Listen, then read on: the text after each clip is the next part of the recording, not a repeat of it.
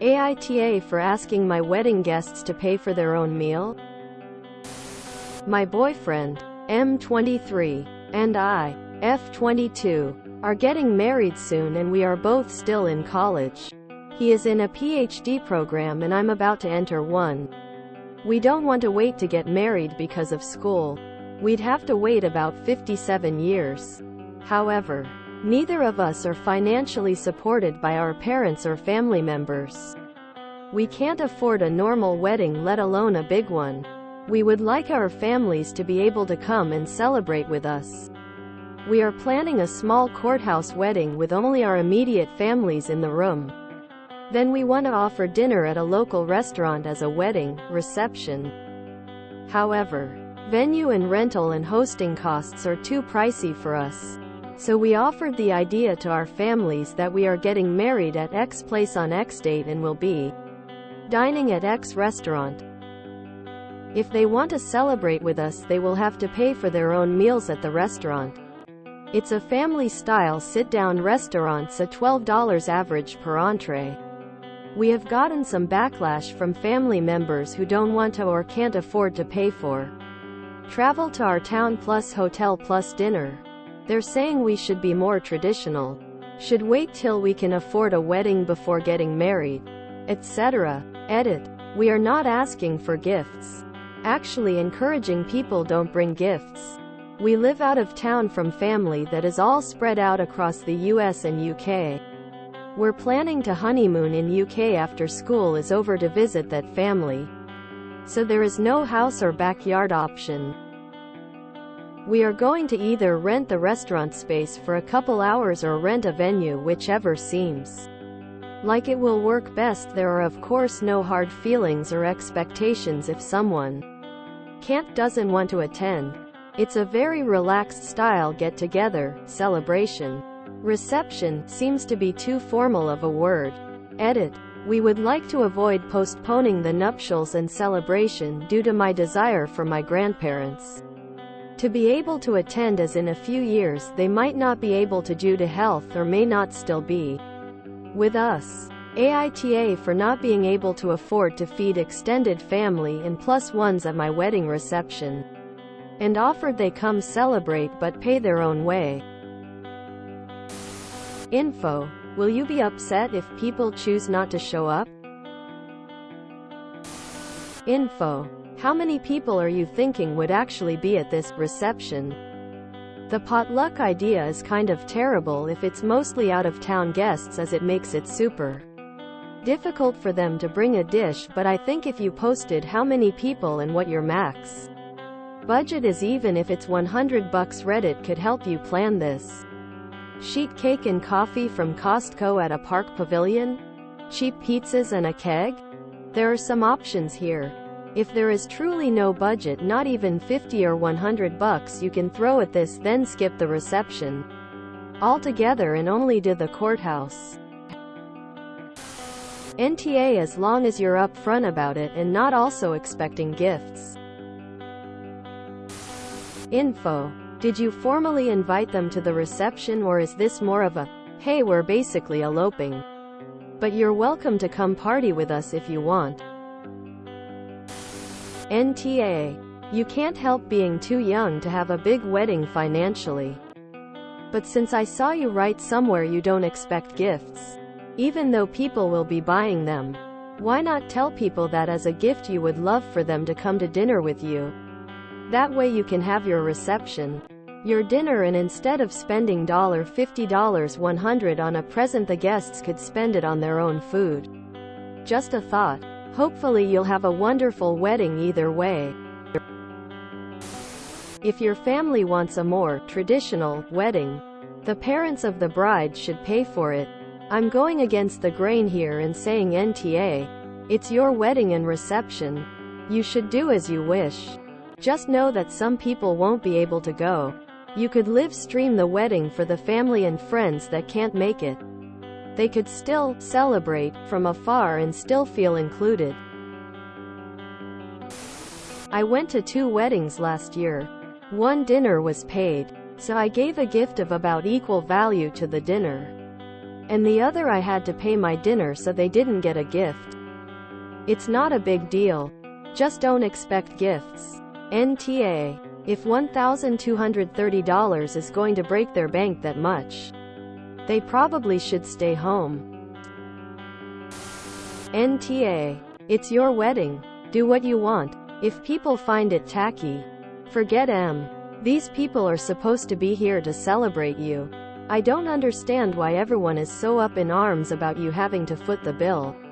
If they don't want to go to your wedding to celebrate your union, then don't come.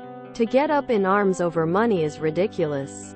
It's weird as hell that people would be offended when they know your situation. How are they family if they aren't even willing to try to understand your situation? Where's the love in all that?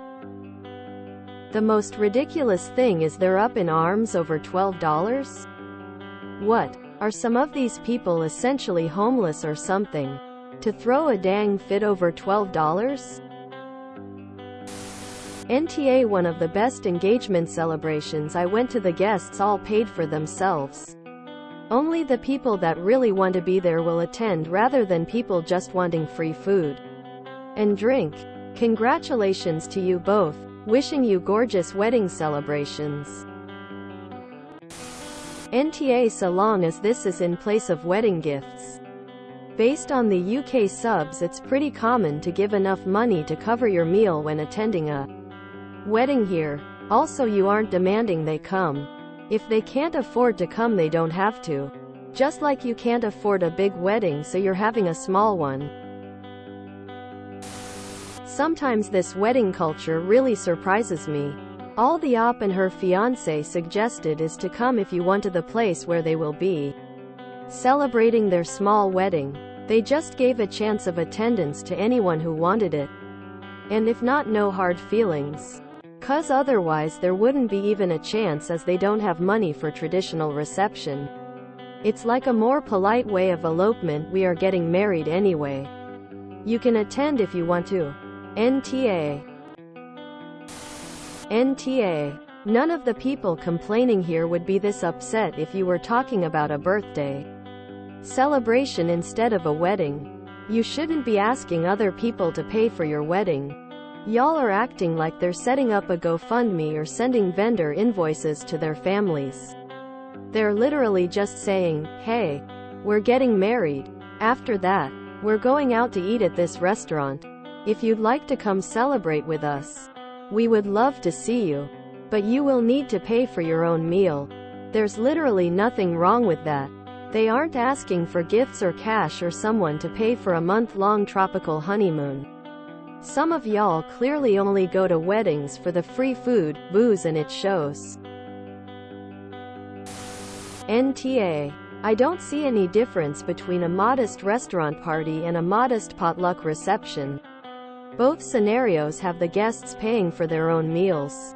Both scenarios, likely, have the wedding couple reserving and paying for either a private room in a restaurant, a hall, or a park fee, possibly with a covered area. They essentially amount to very similar parties. The hall or park would let you celebrate longer, but the restaurant offers standardized food with someone else taking care of cleanup. On a limited budget, there's a winning choice in here for anyone who doesn't want to blow a house down payment or several years of college on a wedding. People who want to support you will come. People who have issues with your marriage or with optics won't. You'll know who your friends are. Congratulations and best wishes going forward in the future. NTA. We had a similar affair for our wedding. We had ours during lockdown. In the UK, 10 people total including ourselves, and had a sit-down meal at a local restaurant, to which our family members paid for themselves and also paid for us. It feels weird to me that in other countries and families, it's felt that the bride and groom should be paying for everyone, when in our family, it's the other family members treat the couple, person for the special event we're celebrating. NTA. You told your friends and family where you were eating and said they could join if they wanted. You are not hosting a party. If people can't afford to come, you can tell them you appreciate their support and would be happy to have a drink next time they are in town, and would even have called it a reception. I think that's where people are fussed because they have their own expectations of what that entails. So I think I'm in the minority on this one. NTA. It sounds like you're primarily doing this so that family who wants to be there to celebrate has the opportunity to do so. If they don't want to come, they don't have to. Do your thing. As I read on Reddit before, it's a wedding, not a summons. If OP's family wants to come and join the festivities, great. If not, stay home. What's the big deal? I can tell I'm going to be unpopular. But NTA, as long as you're not mad if someone doesn't come, I don't think it's unreasonable to have this kind of reception. If possible, it might be nice to have drinks or appetizers for the table that you pay for. But I don't think you have to wait until you can afford a traditional wedding. I would probably not call it a reception. My sister did this 15 years ago and she asked us to all come celebrate if we were up for it. Only local people came. Yes, some were disappointed, but that's life. NTA. For a simple courthouse wedding, I don't think this is wrong. They can skip it if it bothers them. You can ask, but they may not come. I personally think NTA. But I doubt I'll get much love for that on this sub. Maybe rent a gym and do a potluck? I've been to a potluck wedding before and it was fine. Weddings have traditionally only had lavish feasts in the last 5,060 years. More materialism now. If you enjoyed this video, please check out our playlists full of similar content. AmITheAsshole is like doom scrolling for your ears.